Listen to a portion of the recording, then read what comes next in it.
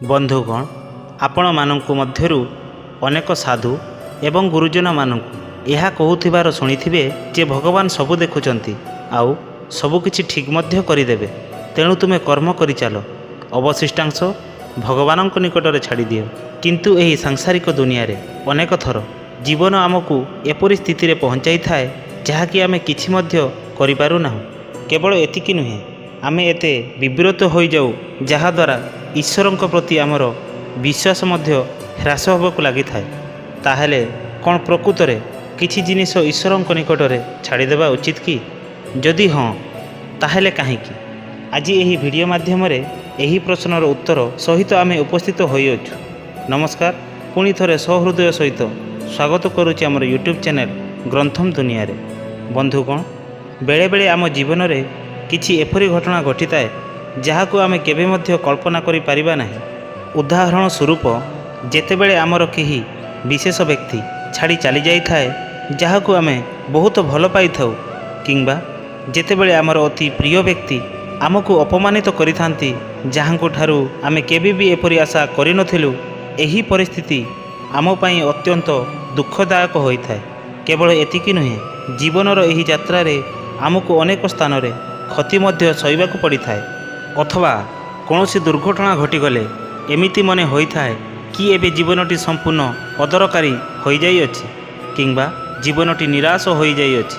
बंधुगण, यह मानव समाजर प्रकृति कि जेतेबेले तांको जीवन रे सबु किछि ठीक चली थाए सेतेबेले से एथिरे बिल्कुल ध्यान देई न थाए आउ अन्य कौनसी विषय रे मध्य चिंता करि न थाए।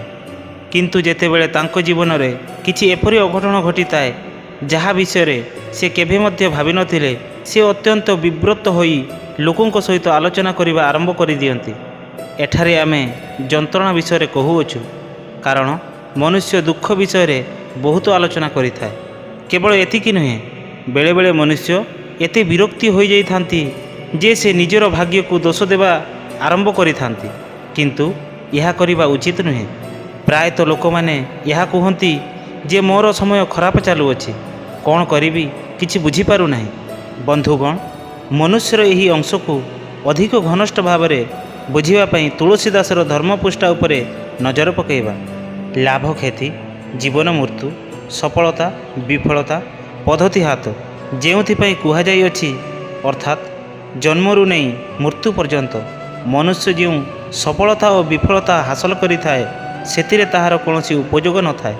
ईश्वरंको जेपरि इच्छा होइथाए सही प्रकारर लाभ किंबा क्षति सहिबाकु पड़िथाए एवं मान सम्मान मध्य सहिबाकु पड़िथाए। जीवन मृत्यु परम पिता परमेश्वरंक हाथ में रही थाए। एथिपाई भगवान श्रीकृष्ण गीतार 9 अध्यायर 22तम पदरे कहिचंती कि जो मनुष्य मो उपरे निजर मन स्थिर करे, मोर ध्यान करिथाए, मु तांको ताहा देइथाए जहा तांको पाखरे न थाए। बंधुगण, एथिपाई यह अत्यंत गुरुत्वपूर्ण अटे जे आमर खराब समय रे मध्य ईश्वरंक उपरे विश्वास रखिबा जरूरी अटे।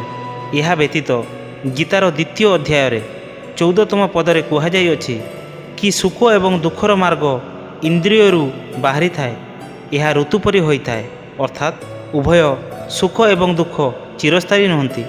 एथिपाई आमे सुख एवं दुख को समान भावना सहित सामना करिबा दरकार। अनेक कार्यर फल तो निश्चित भाव में मिल जाई थाए, किंतु किछि कार्यर फल शेष रही जाई थाए, आउ एही कार्यर फलाफल जोगु ही पुनः जन्मर प्रक्रिया जारी रही थाए। किंतु कर्मर एही सिद्धांत अक्षय होई थाए।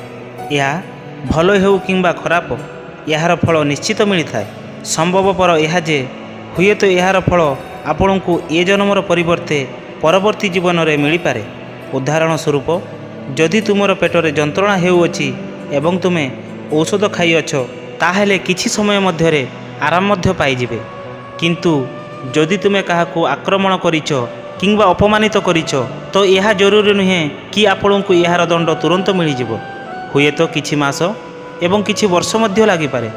एथिपाई जेतेबेले तुम जीवन रे एपरि किछि गंभीर समस्या आसीथाए जहार समाधान आपणको कौनसी मते देखा जाई न थाए, तेबे सही समय रे धैर्य शक्तिर धारण करी सबु किछि ईश्वरंक उपरे छाड़ी देबा उचित।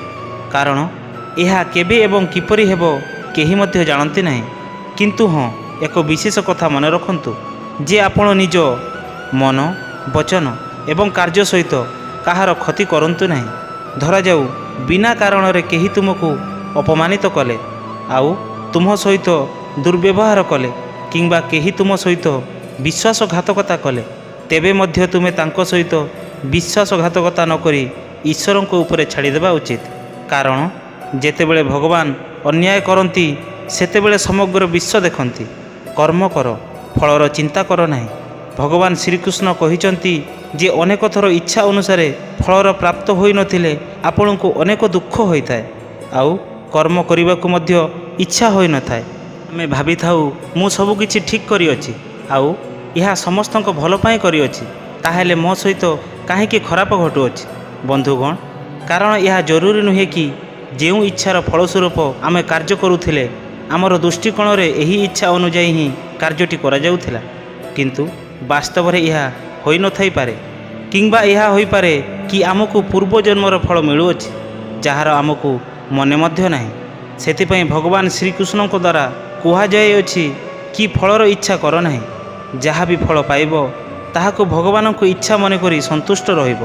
ବନ୍ଧୁଗଣ, ଏଥିପାଇଁ ଜୀବନରେ କଠିନରୁ କଠିନ ପର୍ଯ୍ୟାୟରେ ମଧ୍ୟ ଭଗବାନଙ୍କୁ ମନେ ରଖିବା ଉଚିତ, ଆଉ ସେ ଧୀରେ ଧୀରେ ତୁମ୍ଭର ସମସ୍ତ ଜିନିଷ ଠିକ୍ ମଧ୍ୟ କରିଦେବେ। ତୁମେ ଖାଲି ତୁମର ମନକୁ ସଫା ରଖ, ବାକି ସବୁ ଭଗବାନଙ୍କ ନିକଟରେ ଛାଡ଼ିଦିଅ। ବନ୍ଧୁଗଣ, ଆମକୁ ଦିଅନ୍ତୁ ବିଦାୟ। ଆପଣଙ୍କୁ ଆମର ଏ ଭିଡ଼ିଓଟି କିପରି ଲାଗିଲା କମେଣ୍ଟ ବକ୍ସରେ କମେଣ୍ଟ କରି ନିଶ୍ଚୟ ଜଣାଇବେ ଏବଂ ଲାଇକ୍, ସେୟାର, ସବସ୍କ୍ରାଇବ୍ କରିଦେବେ। ଧନ୍ୟବାଦ, ନମସ୍କାର, ଜୟ ଶ୍ରୀକୃଷ୍ଣ।